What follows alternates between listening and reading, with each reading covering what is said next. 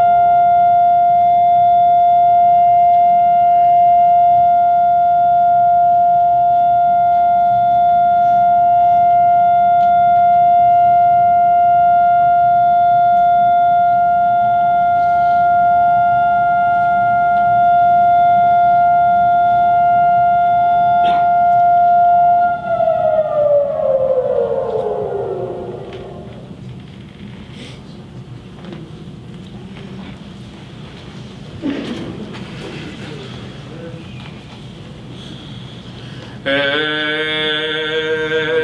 Malei Rachamim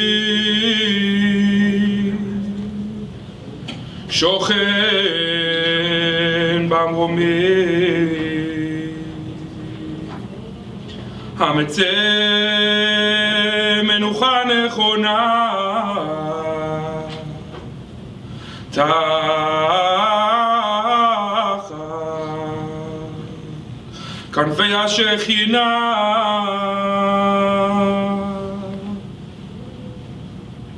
במעלות קדושים טהורים וגיבורים כזוהר הרקיע מזהירים לנשמות חיילי צבא ההגנה לישראל שנפלו במלחמות ישראל וכל הלוחמים במערכות העם שחירפו נפשם למות על קדושת השם ובעזרת אלוהי מערכות ישראל הביאו לתקומת האומה והמדינה ולגאולת הארץ ועיר האלוהים. לכן בעל הרחמים יסתירם בסתר כנפיו לעולמים ויצרור בצרור החיים את נשמתם. אדוני הוא נחלתם בגן עדן תהא מנוחתם וינוחו בשלום על משכבם ויעמדו לגורלם לקץ הימין ונאמר אמן.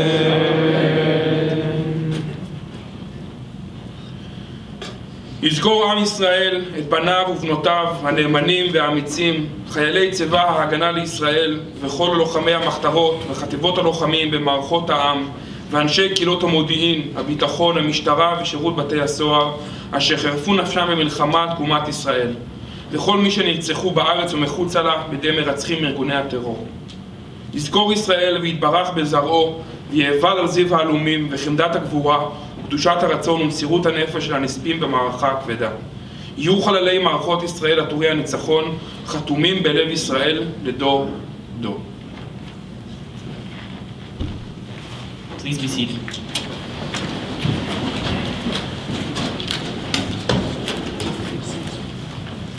Today, we come together as a school to remember and commemorate the men and women that paid the ultimate price for the Jewish people and the state of Israel. We stand together here and remember the sacrifice of 23,741 individuals, each of whom meant the world to his family and gave the world to us. Nissim Gini was born in Jerusalem in 1938. In those years, 1,600 Jews lived in the Jewish quarter in a constant state of tension with their Arab neighbors. On May 14, 1948, when Nissim was in the 4th grade, a 9-year-old boy, hostilities began. Nissim, only 9, volunteered to help the soldiers. Probably due to his skills in the game of hide and seek, Nissim knew perfectly well all the corners, the shortcuts, and the secret passages of the old city. Nissim was very mature, awake, and especially brave. Nissim's job was to slip away at night, avoiding the enemy's sight, to identify and inform the Jewish soldiers of the movement of the Jordanian troops.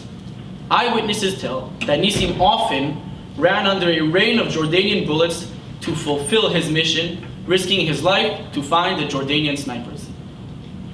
The intelligence brought by little Nissim was absolutely critical to the brave Jewish soldiers, and his actions saved lives. On May 27, 1948, Nissim went home to eat dinner when a young man came looking for him. "Your replacement did not arrive," he told him. "We need you at the observation post." Nissim told his mom, "What do you want, Mom? That I stay at home while others die?" And Nissim left. Nissim arrived at the observation post near where Yeshivat Porat Yosef stands today, next to the Kotel. In a tragic moment, Nissim raised his head and a Jordanian sniper shot him and he was mortally wounded. The next day, Nissim died of his wounds. His body was never found or retrieved. In June 1967, when the Israeli army conquered Jerusalem, an elderly Arab citizen asked to speak with the highest ranking officer. The Arab gentleman took the officer to a corner of the city and said, "The bodies of a few Jews are buried here. I buried them myself in 1948. The Jordanians wanted to burn the bodies, but I did not allow them." The army unearthed the bodies, but the fighters could not be identified, except for one, Nissim, because he still had his baby teeth. The remains of Nissim were taken by order of Rabbi Shlomo Goren to the cemetery on the Mount of Olives, Har HaZeitim. After a few years, the Israeli army recognized Nissim as the youngest fallen soldier to have served in the Israel Defense Forces. And a plaque was erected in memory in the Har Herzl Military Cemetery. The clarity of a 9-year-old can be striking. The message of Nissim is echoing from 1948 until this very day in the head of all our soldiers. Words of a 9-year-old sage. "What do you want, Mom? That I stay at home while the others die?"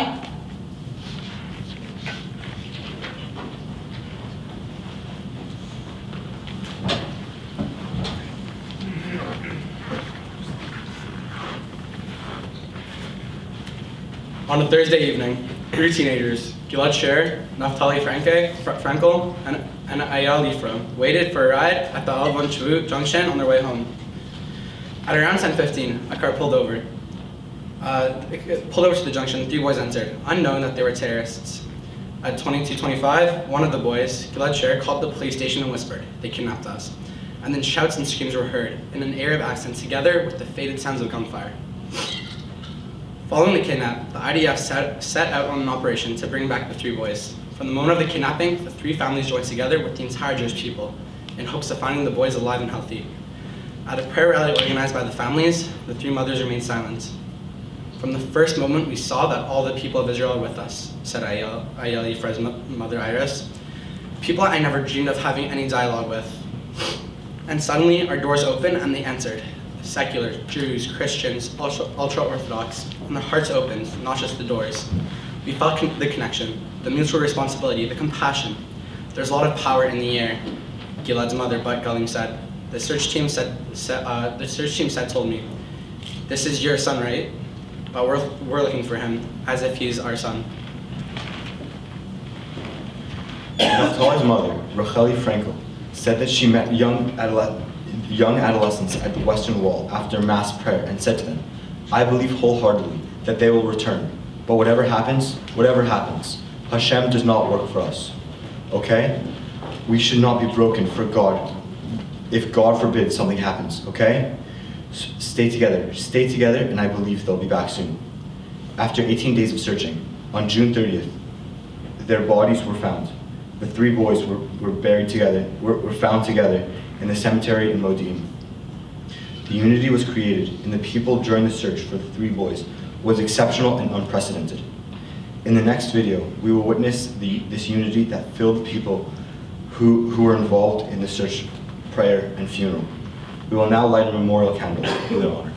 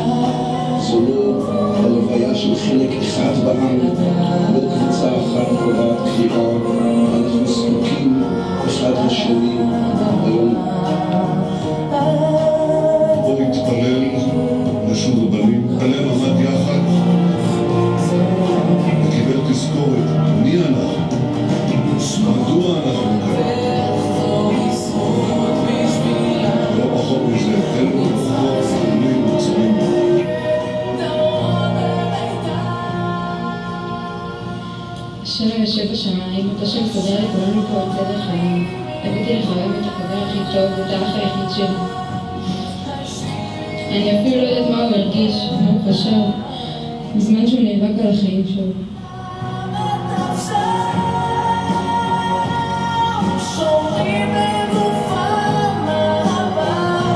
וכמה ימים שיש ישראל אחרת.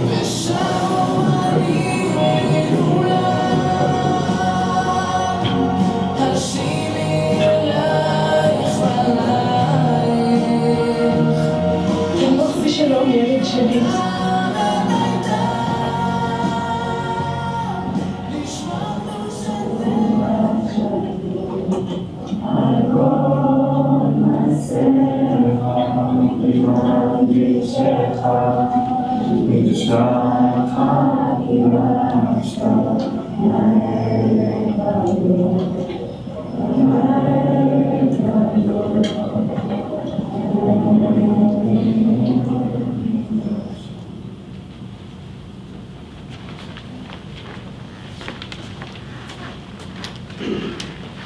Daniel, the son of Varda and Avi, was born on September 9, 1992 in Yavne. He was the fourth child, younger brother to Elad, Lior, and Nimrod. On March 3, 2013, Daniel drafted into the Golani, a combat infantry brigade in the IDF. Already during training, his fellow soldiers and officers recognized his special personality. He was always at the center, first to volunteer, first to finish, always smiling, even at the hardest of times. His officers gave Daniel responsibilities and always knew that he would get everything done. In June 2014, the rocket fires from Gaza increased dramatically and Israel declared the beginning of Operation Pillar of Smoke. The operation started on July 8th with the Israeli Air Force bombing different Hamas bases and offices, and after 9 days, Israel began to send in the infantry. The goal of the operation was to take care of the rocket launching locations in the tunnels that Hamas had dug. On the Friday before the operation, Daniel injured his hand but refused to be taken to the hospital, saying, "There is no way that my soldiers go into Gaza without me." Daniel was killed in the Battle of Sajaiya on July 20th, 2014. Daniel was 21 when he was killed. He was laid to rest in the cemetery of Kfar Zar, where he grew up. A friend of his from the army eulogized Daniel, saying the following: "People always said about Daniel, 'This guy is the happiest on earth,' or 'This guy lives life more than anyone.' Now I know what they were talking about in the hardest of ways." In his last moments, Daniel, despite the fear and pressure of being deep in the enemy territory, was happy. He laughed and sang with the soldiers in order to help everyone relax and feel his support. On the evening before going into Gaza, Daniel wrote a goodbye letter and called his parents one last time. His mother, whose role in the army was to report to the families about the fall of their son, recorded the conversation with a hard and bitter feeling that the worst was about to happen. Their last conversation was recently made into an emotional short video as part of the program, The Faces of Yom Hazikaron, by Beit Avichai, and we will now light a memorial candle in their honor.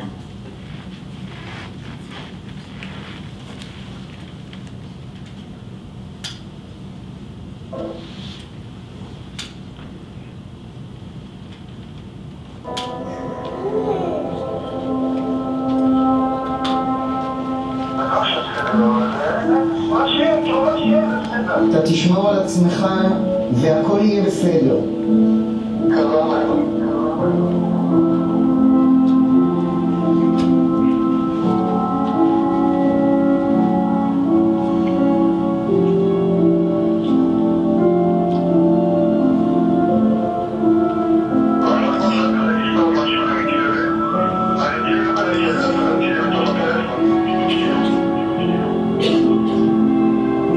ואתה לא רוצה להגיד לי מה רשמת? לא, זה מקרה, אוקיי, שמור אלוהים לא יקרה.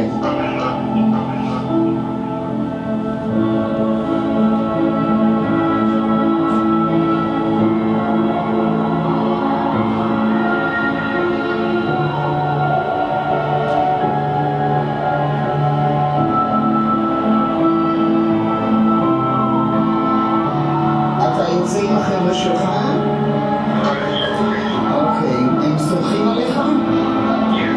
יופי, אני סומכת עליך, אתה תשמור על עצמך ותשמור עליהם והכל יהיה בסדר, הכל יהיה בסדר.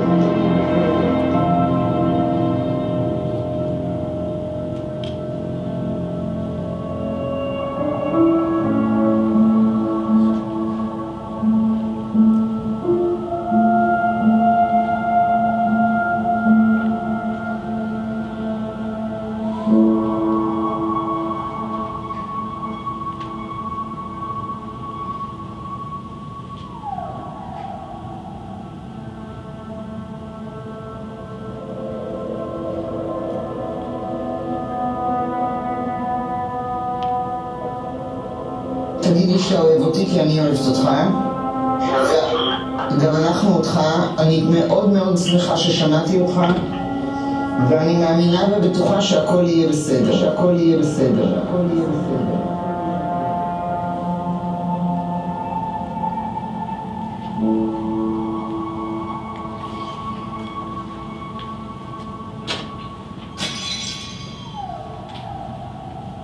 דניאל, דניאל,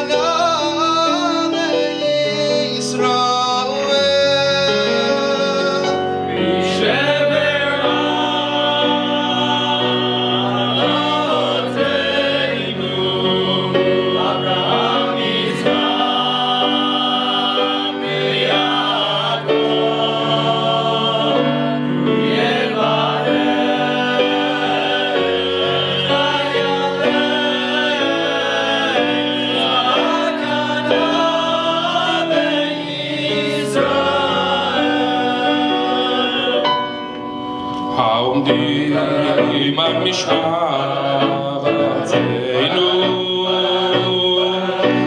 ואהי אלוהינו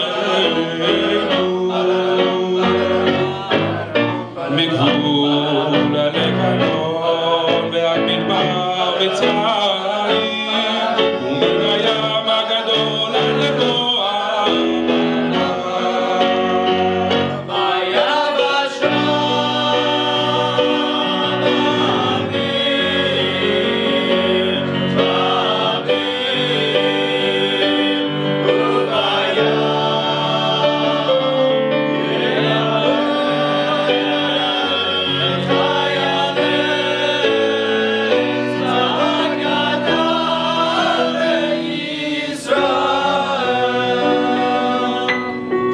ייתן אדוני את תורתנו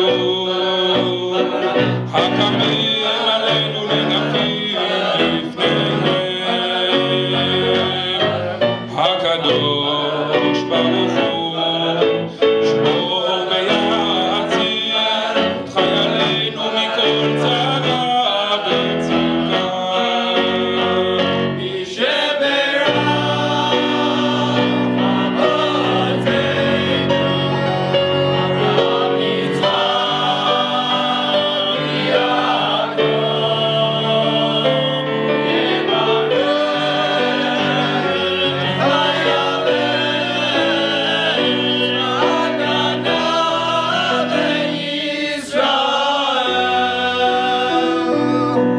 יד בין שונאינו תחתיהם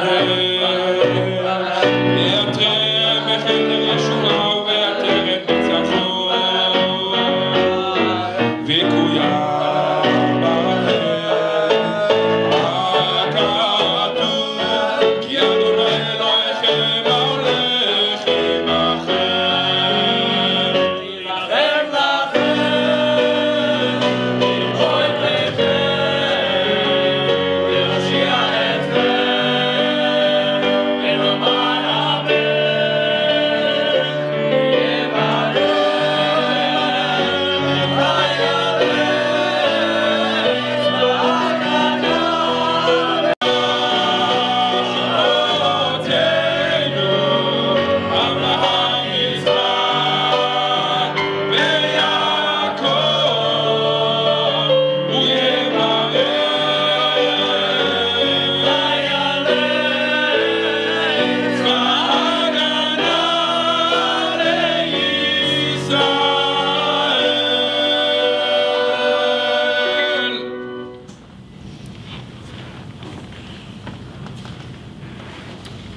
Please rise for Ani Ma'amin and Hatikva.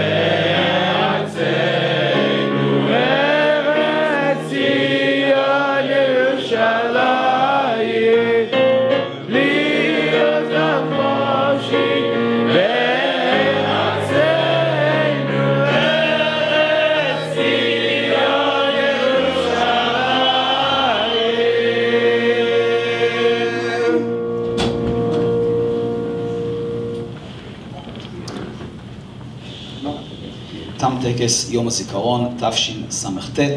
We will now continue the day to period 2, which should be in a few minutes.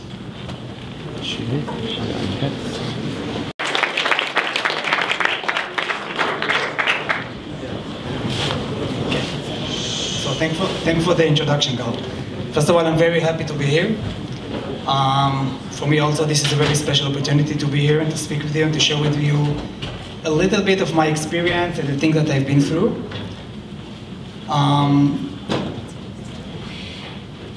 So I served in the IDF, I'm still serving in the IDF since 1993, after I finished the high school, and we'll get to there.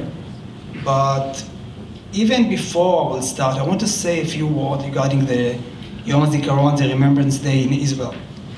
Because this is a very special day. First of all, just think about the connection, about 2 different days. One day is the most sadly day that we have in Israel, Yom Hazikaron. And right after, we have the Independent Day, Yom Ha'atzmaut, right after. So, if you will go to any one of the cemeteries, the military cemeteries in Israel, for example, in Har Herzl, in Herzl Mount, and you will go over there and you will look exactly what is going on. So you will see thousands of people, not just the families, not just the relatives of the people, of the soldiers who fallen.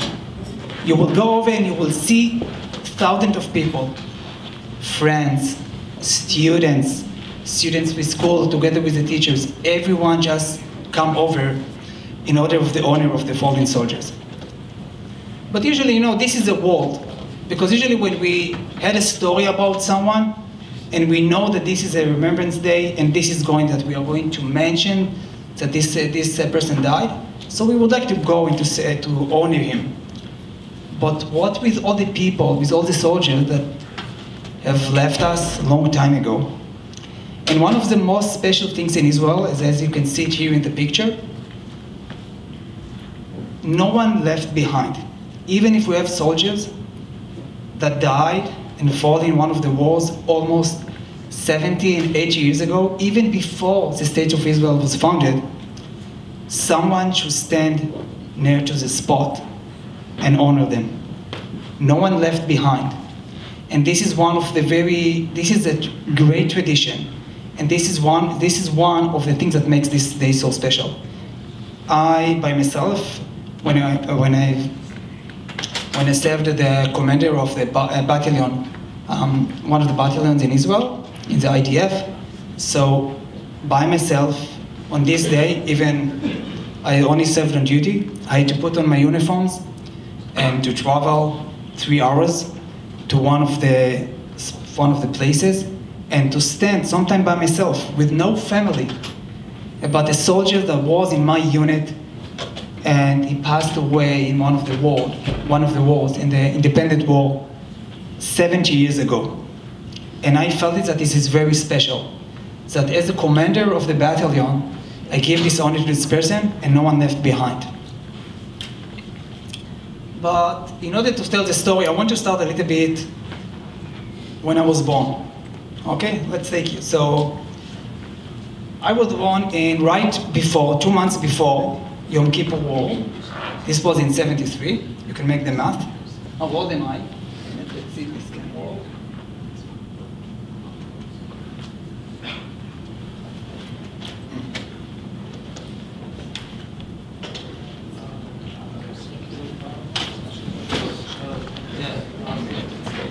Here.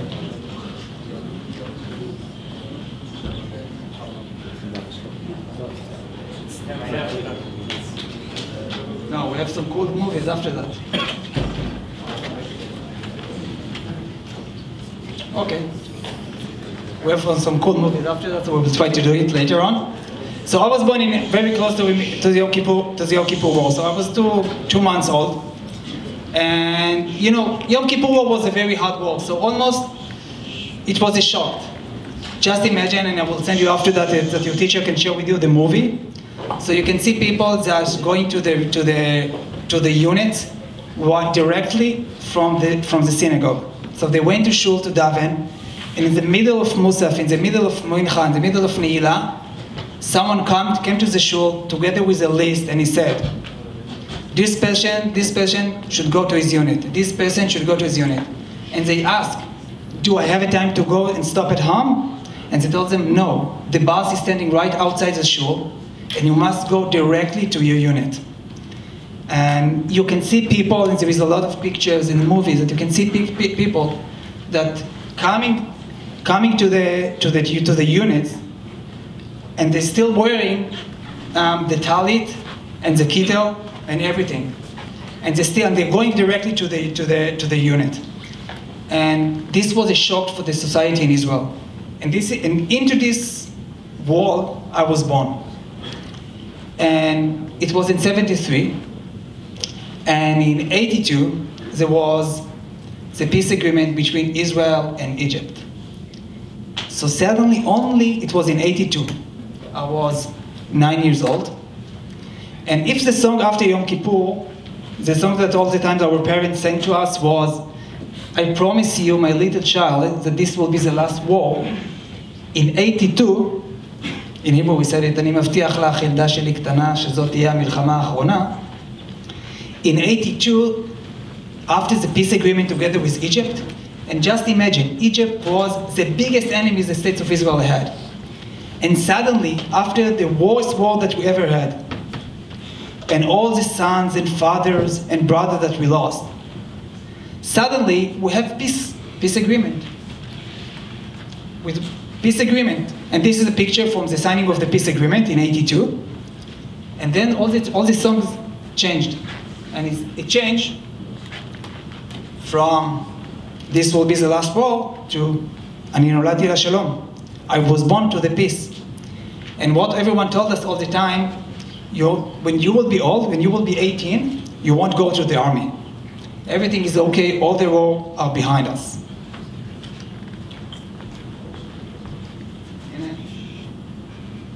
Let's do it properly.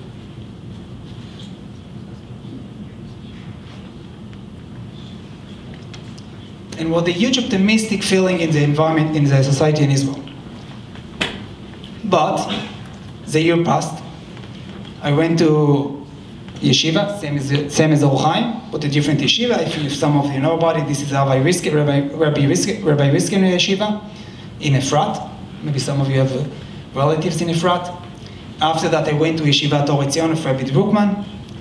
And so my time to go to the army was delayed a little bit. And when I was 18, I was joined to Golani, to this battalion. It was the number was 12. The name is Barak. Okay, I think we can call it a flash, and we were very, very proud. On this year's Israel, and I will show you a map in a minute. Israel stayed within Lebanon in order to secure the north border, but still we felt that the war is very far from us. Just when we have been in the basic training, it should be easier to me like that.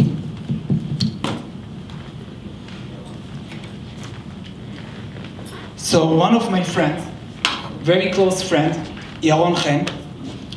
Yaron Chen was 20 years old, but we learned together in Yeshivat Or Etzion, and our ways separated just a few weeks before that. And on August 5, when he was 19.5 years, he went home before it was on Wednesday, because he had to stay on Shabbat in the army. And he stood in to take a lift. There was no buses, and he had to come to be on time to his unit back. And he stood in a station in the north of Jerusalem, and suddenly a car stopped, offered him a lift. He said, "Great, I will be on time back in my unit." Just right after he got into the car, he catched that someone is trying to kidnap him. This was a terrorist. On these years there was no Hamas, it was a PLO. This is a different organization. And another soldier that was in the same station noticed that the soldiers that before him that got on this car starting to have a struggle within the car. He called the police, immediately entered the army, and on this time they tried to run away together with Yaron within the car. And during this struggle, they killed Yaron. It was a matter of 1 hour and a half, something like that.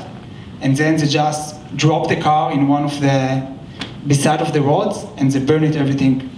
And Yaron was the oldest son of Meir and Bor Yechen. Just to give you a sense, for me it was shock with the years when I catch it for myself. Yaron and Bor Yechen, Meir was 38, and Boria was 37. They got married very, very early. Yes. And was less than 40 years old, and they lost their oldest child. And for us, it was a shock. Yes, we are soldiers. Because we are soldiers, people may die. And things passed away. And just a few weeks after that, this guy, his name is Asi Avni. Just imagine this guy. He was very tall, blonde guy, very strong. He was my commander, and our unit, we still had the basic training, but the entire unit was in the north of Israel. They were even above the border, north of the border. They were in Lebanon, and then they called him that there is an operation that they need more soldiers. So Asi left us for training for this operation. 2 weeks after that, when they went to this operation in the north of Lebanon, they started to go into a valley. It was a very, very deep valley, together with a lot of bushes. And when they walked into it, then they had a conflict, and they met Hezbollah. And in this just imagine that it's very hard for you to see, because I've been in this spot after that 2 years ago, after that, I had to lead soldiers in the same spot that this happened. This is called Wadi al-Farash. This is within Lebanon. And just imagine that you need to go together with your comrades, with your friends. And you have bushes that are taller than you. It's very hard to see anything. And every step that you're doing, there is a noise. And you're trying to walk as quiet as you can. So this was very hard. And so what happened, they heard that they are coming, and they waited for them, and they left a few bombs for them, and then when the first one is Ari Vidal, Ari Vidal was the first one, this guy. When he stepped forward, he operated all the bombs. And all these 7 guys from a unit, all of them died on the same second. So it was a huge bomb. And after that, when they tried to rescue them, it was not so easy. It was very, very hard to take them out of that. First of all, because of the distance, because of the bushes, because of all the fight and the small war that was around it. And just to explain you what is going on, what these kind of things have been done. So this is the map of the north of Israel. You can see here the red circle. This is Metula. This is the northern part of Israel. Okay? Here, it's already Syria, and this is Lebanon. And you can see that I marked another circle. This is Hatzbaya. This is where I served for a long time. So you need to go to Metula. There is a border.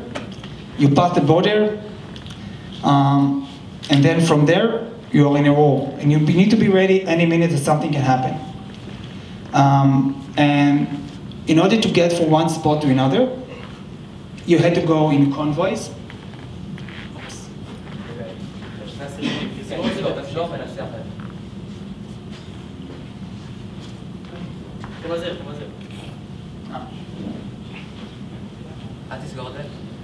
One minute. Okay. So in order to get from Metula to Hatzbaya, you need to go through convoys. It's not so easy. It's very dangerous because you can get missiles into convoys. But this is the area. So the rationale behind that was, since Israel is a very small country, to get from Tel Aviv to Metula, how long is it? 3 hours. 3 hours, yes, if you have traffic. If you don't have traffic and you can take 6 roads, you can make it in 2 hours and a half or maybe 2 hours. No, okay? So this is the distance. So the rationale behind that was, okay, so if we want to fight the Hezbollah, we need to do it in the north, in the north to the border. So this is why we had all kind of camps in Lebanon, and it was like army land, because every time when you pass the border to Metula, you need to be ready for the Hezbollah. And every night you need people to go outside, and you need to put some, you need to wait for them, you need to try and make an ambush for the Hezbollah. And this was like our daily routine. One of my good friends, I was still a soldier, he was one of the platoon commander. His name is Ariel Ovadia. We have been, Yeshiva Bochers. We came from Or Etzion. We've been all together. And he was the platoon commander. And when we went in one of the times outside of the camp was Mar Jayun. When we went outside, there is a cemetery and there is like a fence. Besides the fence, there were 3 Hezbollah people waited for us. And then just when we passed, they started to shot the missiles on us and with the machine guns and everything. Ariel, that was the commander of the platoon, he just said, we have Hezbollah guys from the right of us, go outside. So it takes time to go outside of the jeeps and out of all the cars. It took us, like 2 seconds or half seconds, I don't remember exactly. But on this time, Ariel already shot it and he was dead immediately. But one of the things that was shocked that you can see people that act in this kind of times like robots. And even when they started as they were surprised by the Hezbollah, and the Hezbollah was behind the fence. It's about a distance of 30 meters, very, very aggressively acting together with a lot of devoted people that ran directly to the Hezbollah. They killed the 3 Hezbollah people right away. But Ariel passed away, and you can, when I looked at this picture right now, after all these years, it looks to me very, very young. When he died, I thought that he was a commander of the platoon. Surely he had a lot of experience. But when I'm looking at his face right now, he's very young. Another person that I want to tell you about it is about Erez Gershon. Okay, so let me tell you something about Erez Gershon. If you need to imagine Bar Kokhba, okay, this is how a Bar Kokhba would look like.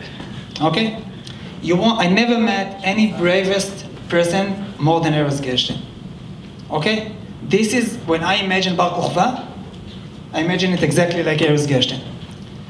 Erez Gershon always holded his machine gun in his hand. You could never see him without a machine gun in his hand. Always. When he ate, he did it with one hand. Okay? The other hand was always in the machine gun. When he had to draw us, when he spoke with us, when he had to present something, always in the other hand, he has his machine. Always. He was brave more than all of us. One of the time we stayed in one of the camps, the name of the camps was Aishia. Suddenly we got from the intelligence that there is a Hezbollah, again, outside of the camp. And now we manage the camp. Before, I told you before, we had the bushes, but also in Lebanon we have like a huge stones. So you are getting out of the camp, and we're trying to go and to see where we need to be, and you're trying to see what is going on, but it's very hard because you walk between the giant stones. So it was very hard even to notice if someone is waiting for you. So what you can do? It was 96, you don't have drones, and you need to do it by yourself. Suddenly this guy, Erez Gershon, he was very tall. He stood up and on one of the stones and started to wave toward the Hezbollah guys. When they saw someone standing and waving, they said, okay, probably this is one of us. And they stood up as well from the other side and waved as well. Wow. And this was amazing. So and you need to be so brave in order to do that. And I can tell you a lot of story of Erez. For me, he's Bar Kokhba. He was a commander of Golani division. This is his wife, Otal. When they got married on the evening, on the day after, he scheduled a meeting together with us. And we told him, Erez, you have a wedding in the evening. Sheva Brachot, go to honeymoon, what is going on? He said, tomorrow at 7:30 there will be the meeting. And we told him there is no way you're going to be there. You will be in hangover probably. And no, 7:30, we didn't come to the meeting because we said there is no way he's going to be there. Suddenly his assistant's calling us. What is going on, guys? Erez is here waiting for you. You should come. We have been shocked, but this is Erez. He was totally devoted. I had the privilege to travel with him a lot of time in Lebanon. I will tell you another story. There was a garbage place in Lebanon that all the Lebanon people throw the garbage over there. Why? Because this was a very dangerous place. So they said, okay, let's throw all the garbage over there, and this will be the best place for us. And even the Hezbollah won't like to come over there. So one of the time when I walked with Erez in one of the villages in Lebanon, he's asking to the head of the village, why are you throwing all the garbage over there? He said, because this is a dangerous place. And no one wants to go over there. There is a Hezbollah over there. So he said, listen to me. One day, this war is going to be over, and there will be a peace. And my grandchildren and your grandchildren are going to play over there. So even if there is a war, we need to keep it clean as much as we can. And he all the time, he didn't say the only thing that is important is the war. He did for us a lot of days of education. And suddenly he took all of us out of Lebanon to one of the places in Metula and tell us, okay, now we are going to have a lecture about the flowers in our area. Why? Because it's important. war is not everything. We need to think about the peace. Okay, and just to finalize this first part of my service, we have a place in Har Herzl, in Mount Herzl. I think when I walk over there, I know almost everyone. Not everyone were in my unit, but almost all of them fall during my service. And I walk over them and I know this is Dvir Mor Chaim, this is Eyal Levi, this is Nils Lloyd. I know almost each one of them and the story behind it. But the combination is always, it's not war, because the war is just reason why we can live our life. And I think this is the most important symbol. If you want to read a little bit more about these years that we serve in Lebanon, there is a great story for each one of you. You can read it. The name is Pumpkin. It's written by Matty Friedman. He's a Canadian. Okay, he graduated in Chet. He served on the same years as me. You can find it in all the libraries here in Vaughan, and also in Joanna, guys. Okay. So I read it twice, once in Hebrew, once in English, to make sure that he didn't change anything. And the translation, I saw that there is a two different. You can find it in two different ways. I really recommend on that. This is a great story of a Canadian guy that served in Lebanon on these years. Okay, so, you know, the years passed, and I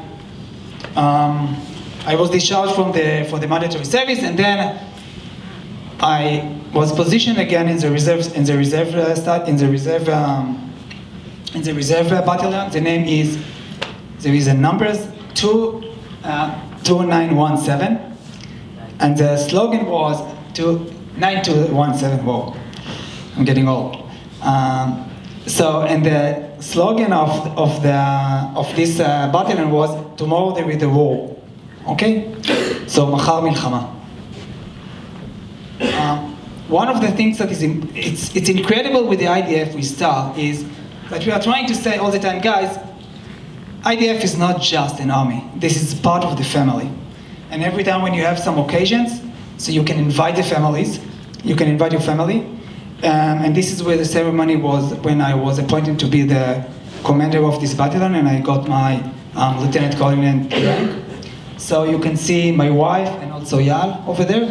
So you can bring the boys. It's a very family-oriented day, and it is a happy occasions. And so this is when I started. Right after, because this is when I appointed to become the commander of this battalion, the situation in Gaza started to become more and more intensive, and we had to start the preparation for the operation of Tzuk Eitan. So I want to take you through the preparation for Tzuk Eitan and what we did over there during the operation.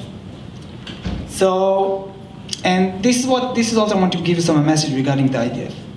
So you can see this guy over there. His name is Tzachi Sternberg. He is the CFO, the Chief Financial Officer of one of the best wineries in Israel, Yaakov Dalton Winery. Great wine, tell to your parents. Wait until you will be 18, 21? 19, wait with that. But tell to your parents.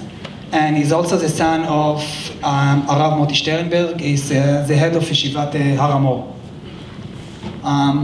in Jerusalem. So, and just imagine someone that is CFO, okay? Chief Financial Officer. All the day he's sitting in his office together with the air condition, reviewing the numbers of the sales that he gets from his salesperson. This is what he did in civilian life. Twice a year, he had to come and start to make this training, to put the uniform on him and start training. And you know how much time he has for the transition between a CFO and commander of a platoon? How much time do you think he need to get to do the transition? A day? A day. Less. Okay, so they come with their clothes. There is a line within 30 minutes, it's a transition from a civilians to a soldier. And when he's a soldier, he's a soldier. If he comes, they need to come to the training camp at 8:30. At 10:30, we need to hear the first shot with the gun. If it takes more than 2 hours, something is problem. So they have 2 hours to do all the shifting between CFO to a platoon commander. And then we started a very, very intense step training. No, let's see the moving now. Yeah. So I want to show you 2 things, because I want to explain you something about it, about the training. The guy that you are going to see over here, he's a lawyer, okay? He's a lawyer for real estate. He's a great lawyer, by the way, if someone needs in Israel. What's the sound? Make a sound.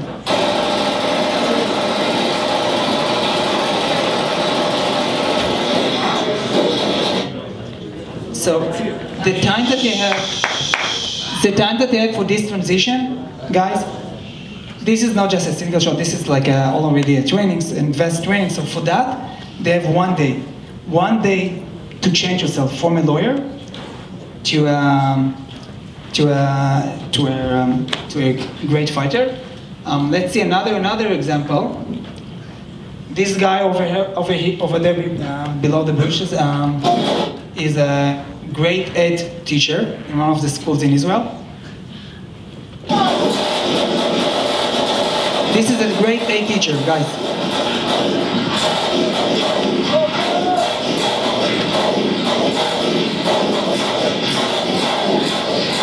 I don't know who's it exactly.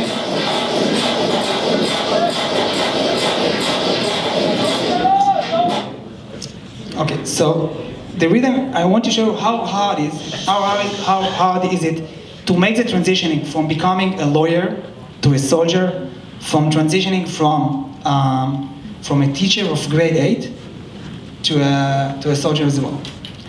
And we continued with the preparation. I will go over it very quickly. And then we started with all the preparation. We got our orders, and we had to try to start and plan. So this is how we do that. This is how we do that. You're sitting. You have computers with all the information, all the different maps that you need. And this is just a few days before the operation started. Okay. This is, I don't know how you say it in English. Hamad. Okay, this is like a war room in the field. Okay? This is not when you sit in a room. This is when you build it in the field. And you can see this is all the platoon commanders. Each one of them is preparing for his plan the right route for them. And sometimes you don't have time, so you need to get into the night, and you need to work on that all night, because sometimes you need to go and you have meetings and things like that.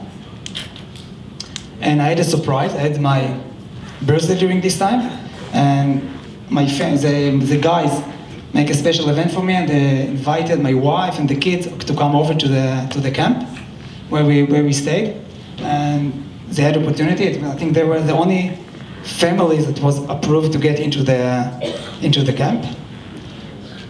And this is just before we went into the Gaza Strip, okay? And just imagine, this is the talk that I gave them. This is all the battalion. This is 2/3 of the battalion. You have more people on the other side. And these guys, they are all civilians. They serve on duty, and they need to rescue their life for the state of Israel. And all of them were ready. Not a single person told us in any point, I'm afraid, I don't want to go, I have family, I have parents, I have my business. Everyone, they called them. They had 72 hours to prepare themselves, and they need to go into Gaza Strip. What they had to do, and this is the night before we went, this is my, you see, 10 Aleph, 10A. This is Nagmash. APC. Okay. This is my APC. After that, we had to take the symbol out of it. But this is just before we went to Gaza Strip. Okay. And our mission was to find some of the tunnels that cross between Gaza Strip into very close to villages in Israel, and this is how hard it is to find these tunnels. You can see the surface over there. It's almost 15 meters deep. So you need to, all the time, you need to, with a lot of intelligence, and you need to find the right spot. And when you think you find it, you need to dip, it's very, you need to bring very big tools. You need to secure them, and you need to find them. This is how hard is it to find the tunnel, okay? This is what you see at the beginning, when you think that you arrived to there, okay? And then after a lot of work, this is where we got. This is what we found inside.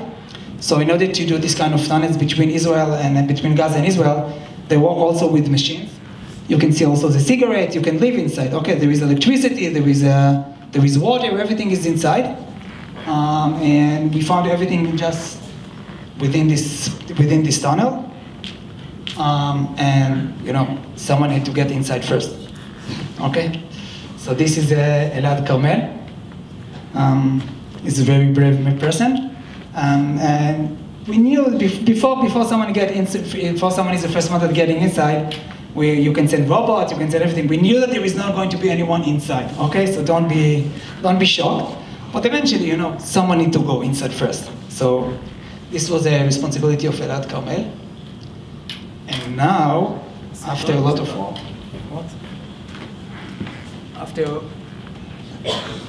in order to destroy this kind of tunnel, because it's so deep, we had to bring some people, some civilians, a company. They had to bring a liquid. 1 minute. They had to bring a liquid explosive material to put them into the tunnel. And this is from the Israeli side. This is why they can stand over here. And this is the explosion. So the explosion it's from Israel to the side in Gaza. No, wait a little bit more. And this is what happened eventually when you're not ready for that. Okay. Stop it. Okay. Sometimes you need to think a little bit more. Yeah. But for all of us, this was the first time that this kind of thing, so we were not ready for that. It's going to be so dusty.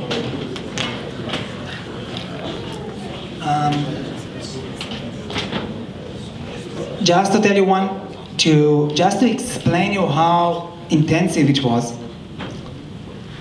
So in one of the days, one of my soldiers in the war room told me that your wife is looking for you a few times during the day. You need to call back home. So I didn't know what is going on. I said, okay, so we didn't speak for a few days, or I think it was more than that. I said, okay, if something happens, so she wants to speak with me, I need to find a way to call her. And right after, when I found some time and I could be in a safe place that I can call her, and they brought me my mobile, and I called my wife, and I asked her, okay, what is going on? So she told me, it's Friday afternoon, I want you that they will say Shabbat Shalom for the kids. So I told her, this is Friday afternoon today? This is Shabbat in like 10 minutes? So it was so intensive in Tzuk Eitan that even you get mixed with the days, and I couldn't remember that this is already Friday afternoon. But, and this was the beginning, after that, with the time, things became stable, and sometimes we could go outside, and this is what I wanted to show you here, that we could go outside and have meetings together with all the platoon commanders, and sometimes it's very nice. This is about 500 meters from the border. There is the first line of the houses of the people. It's called Kfar Aza.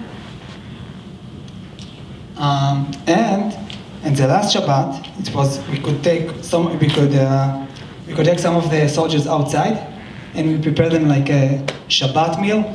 And it was very, very nice that you can take them outside, that they can relax a little bit and do everything. But I think I just want to end with one last picture, and I think this is my message for here. In the last days, you can see the trees over there. This tank was in the trees over there. So there is an aim for all of this. The aim is to live a life. Yeah? You don't live in the army. The army is just a way that you need to do in order to secure your life. And sometimes we need to have tanks in order to be able to harvest in the field. So the tanks stood just in the trees very close to where the tractor walked, the combine walked, in order to make them able to harvest the weed. And I think this is what we need to understand. We must have a strong IDF in order to be able to harvest the weed. Someone told me a few days ago that the IDF should be JDF. It's not IDF, it's not Israel Defense Force. Basically, this is Jewish Defense Force.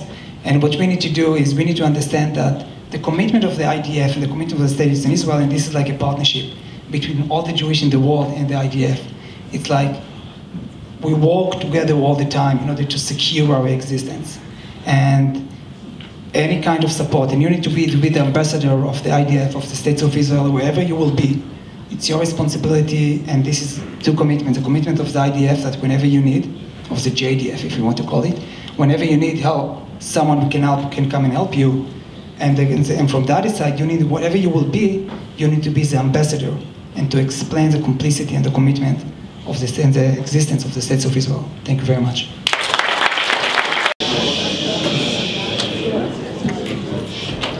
Everyone hear me? Everyone hear me? You can hear me without the mic also. Just before I want to start, I want to thank Ido for coming to speak to us today.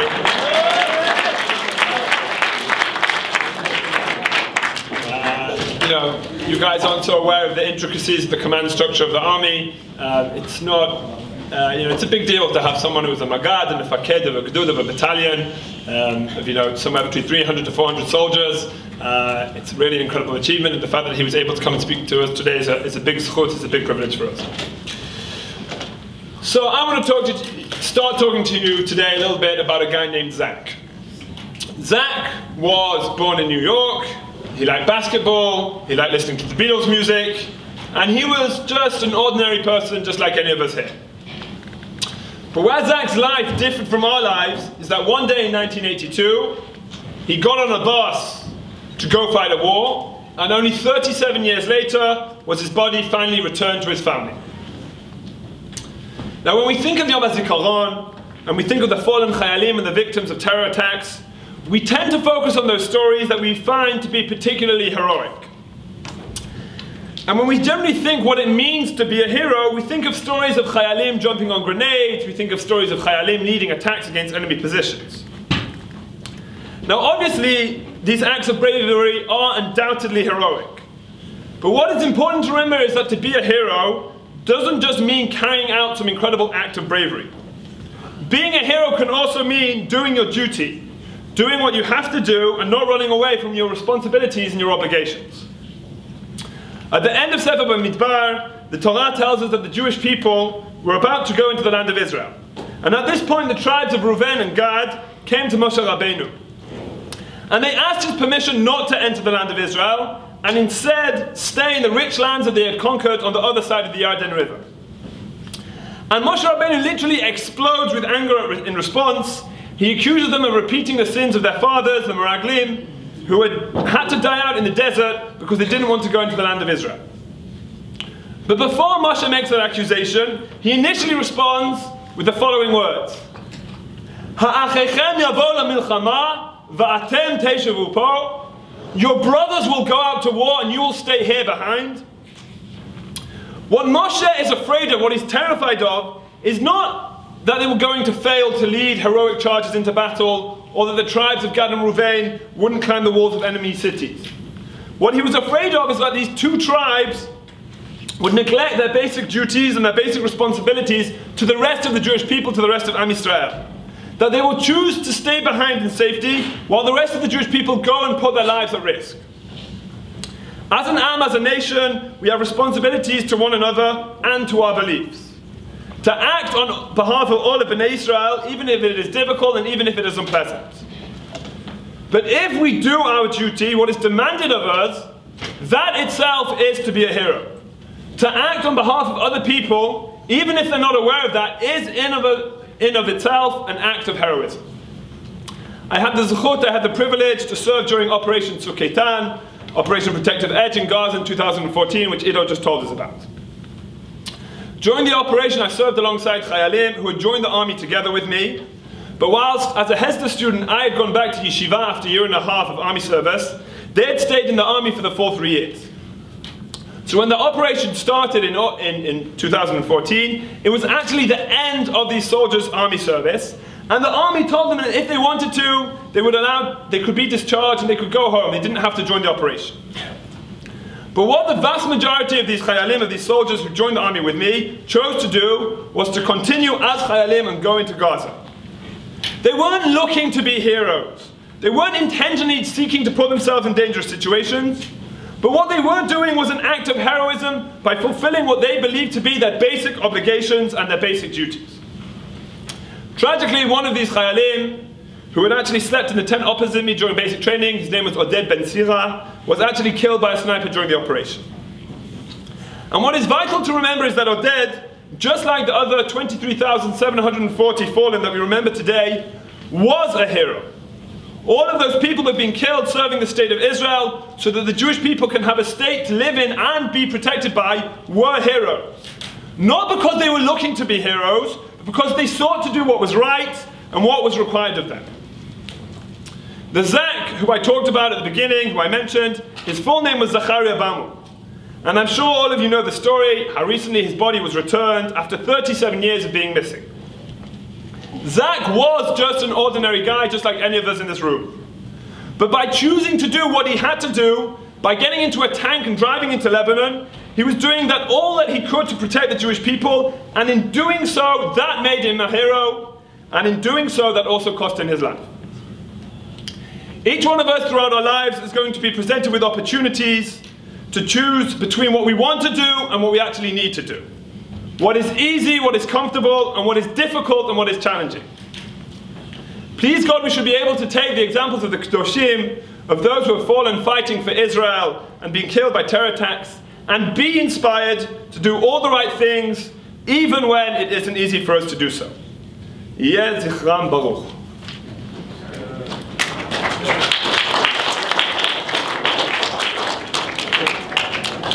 Thank you very much. We'll continue with the day.